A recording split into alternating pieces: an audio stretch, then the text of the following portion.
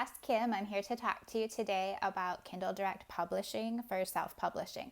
This is a question I get a lot, or questions about this that I get a lot while doing book coaching and also from some of my ghostwriting clients. And you see a lot of questions floating around Twitter as well about how to do some of this stuff. So this is just a quick rundown of some of the things that I think is important to know when you're using KDP. So the first thing is the setup. So number one, how to set it up. So if you already have an Amazon account and you order things from Amazon, you can use the same stuff like your email and your password to set up your KDP. If you don't already have an Amazon account, you can just go ahead and go to the kdp.com and create a login.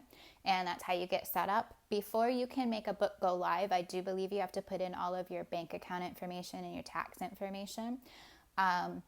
Just because they won't let you sell anything until they have that in place, as far as I know. Number two, I always recommend setting up Author Central.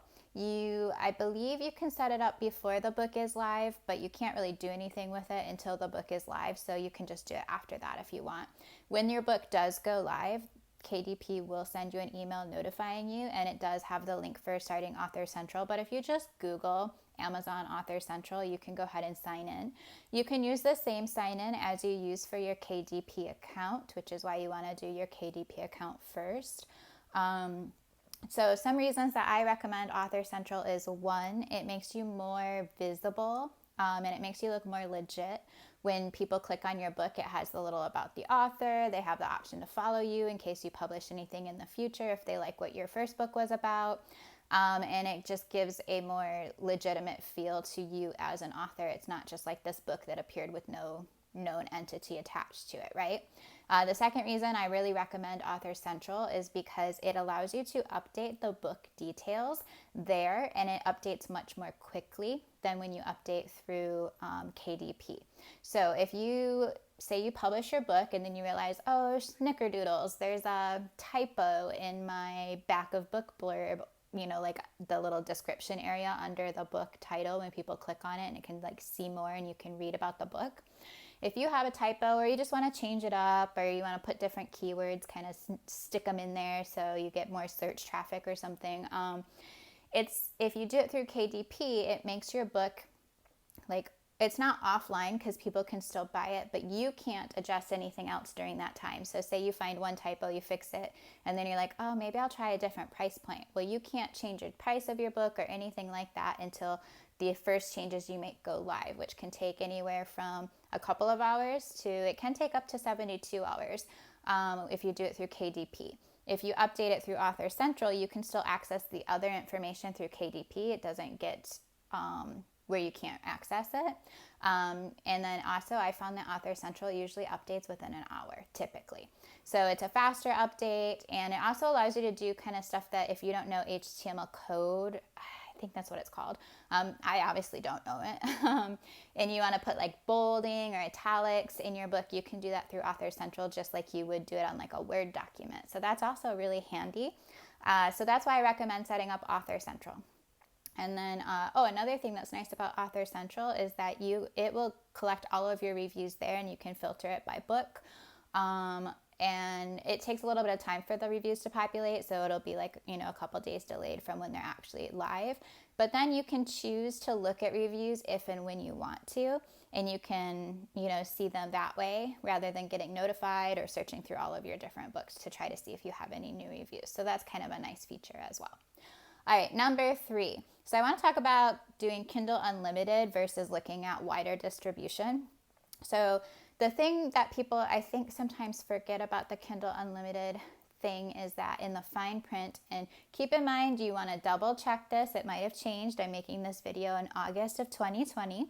But at this point in time, your ebook is the only thing that has to be exclusive to Amazon for you to do Kindle Unlimited. So your paperback can be widely distributed, and that's not an issue for being on Kindle Unlimited. So some of the benefits for being on Kindle Unlimited is that a lot of times more lengthy books get more money that way because you get paid by the page. So if your book is like 600 pages, you might make more being read that way in the US, or one of the countries that pays, a higher amount per page, because it varies based on like the economy of the country. But you might make more than if you're selling your book for $2.99, because let's be honest, that's what most of us sell our books for, is like $2.99 to $3.99, because that's just the ebook price that sells, right? So if your book is longer, you might actually make more if somebody picks it up on Kindle Unlimited and reads all the way through it than if they bought the book outright. So that's something that would be a benefit for using Kindle Unlimited. I think another thing that is beneficial is that people are often more willing to give new authors a try, because Kindle Unlimited is a monthly subscription price. They're paying the same amount no matter how many different books they try during that month.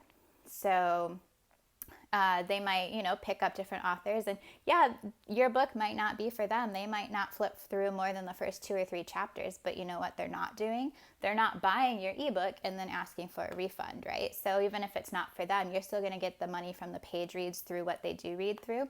And hopefully it will be for them, and they'll read all the way through it, and then they'll be a new fan that you might not have gained otherwise, because they might not want to take the risk on a new author for the full price of an ebook, right?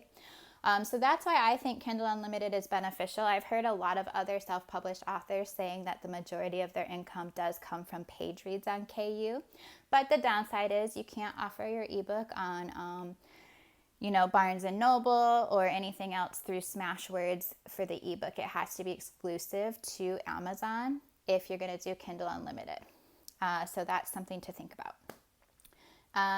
Okay, so number 4, Kindle Direct Publishing help. So this is something that I don't know that very many people talk about, but when you do a help submission to Kindle, whether it's to link your series if it hasn't been done in 72 hours, or if it's for some other detail that you're not able to change or that isn't correct from your book details in KDP to your book published live, like if there's something that just isn't lining up. When you email Kindle Direct Publishing, you need to know your ASIN number, which is the number that they assign to you for your book. You need to have your title, you need to have your name, that kind of stuff. So I like to always do the right click and open in a new tab for the help, because that way I still have all of that information right there at my fingertips, so I can just copy paste the ASIN and that kind of stuff. The other thing is, if you are like me, my Kindle email for my sign in and login and stuff is an older email that still gets forwarded to my current email to my phone, right? So I can still access it on the internet, but I don't access it on my phone at all. If you ask them for help with something and they ask you a question back, or they give you some advice, but you're like, yeah, I already tried that, so can you please help me? If you respond through a different email than the one that is attached to your KDP account, they cannot help you. You have to always email from your KDP email when you're responding to them. So keep that in mind as well. And then number 5, setting up pre-sales. So a lot of times people have questions about setting up pre-sales for books. You can set it up, I want to say, for up to a year or something. It's a really long time that you can do pre-sales for. My recommendation is to keep it shorter, because your rankings will drop off, from people who are willing to buy the ebook on pre-sale versus people who are waiting for the paperback, or people who like the immediate gratification, or people who read through Kindle Unlimited, and it has to be live for that, right? So if you have good pre-sales your first week, and then it's a 3-month pre-sale, and you get just 1 or 2 here and there throughout the rest of the 3 months, then your sales ranking is dropping. So if it's a shorter time frame, you get to get those pre-sale people who are waiting and ready and excited, and then you get to keep your ranking a little bit higher right before it goes live. So I would recommend shorter pre-sale, but keep in mind, when you set up your pre-sale, for Autumn Nights, 12 Chilling Tales for Midnight, it goes live September 1st. I have to have all of my book stuff submitted to KDP, which it already is, but if it wasn't, if I was still in edits or something, right? It has to be submitted 72 hours ahead of time, which means that it has to be submitted, I think August 28th is the time that they gave me, by midnight. So if you miss your deadline, so you didn't change your pre-sale, because you can change it, I believe they give you 2 to 3 times that you can change it. So say you set it for say I set it for September 1st, and I was like, there's no way in H that this is going to be done and ready to upload by August 28th. I could bump that pre-sale later on if I want to, but you can't just bounce back around, back and forth, because you can set it earlier too if you're ready ahead of time. But you can't go back and forth a whole bunch. They limit how many times you can change it. And then say you didn't change it, but you weren't ready, or you submit your stuff and it doesn't go through, it doesn't pass the quality check or something like that, right? So you can't fully submit it. You're going to be in trouble because they will not allow you to do another pre-sale for, I want to say, an entire year or 5 years. It's like a really long period for an author who's trying to rapidly publish. So just if you're going to do pre-sales, do not miss your submission time because you will be punished and it's not worth it. Okay, so that's what I have to say about using KDP as a self-published author. I am happy to answer other questions if you do have some. I don't know everything, and I might have to check the KDP help pages just like anybody else would, but I'm happy to answer questions. You can hit me up on Twitter at CassKim_writes, or you can just put comments here on this YouTube video. I'm happy to try to answer any questions that you have. I know it can be pretty frustrating sometimes when you're like, oh, so excited, and then like something weird happens or you just can't fix something and it's just really frustrating.